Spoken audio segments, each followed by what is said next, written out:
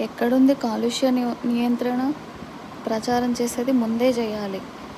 పవిత్ర నదుల పుష్కరాల్లో వేరే స్టేట్స్ వదిలేద్దాము వాళ్ళ కర్మకు. మన స్టేట్లో ఏ రివర్ ఎప్పుడు పోయినా కూడా ఘాట్స్‌లో 1, 2 కుప్పలు తెప్పలు దర్శనమిస్తాయి.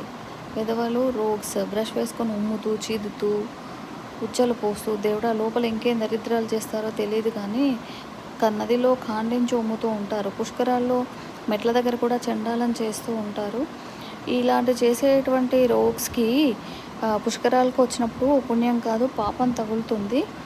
పురుగులు పట్టిపోతారు అలాంటి వాళ్ళు.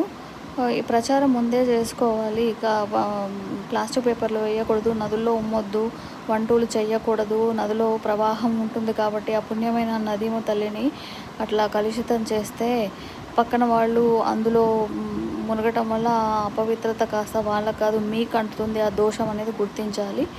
నదుల్లో పుష్కరాల్లో పుణ్యస్నానాలు చేసేవాళ్ళు అలాంటి చేసినప్పుడు వాళ్ళకు పుణ్యం కాదు కదా, సర్వరోగాలు సర్వ పాపాలు చుట్టుకుంటాయి, నరకానికి పోతారు.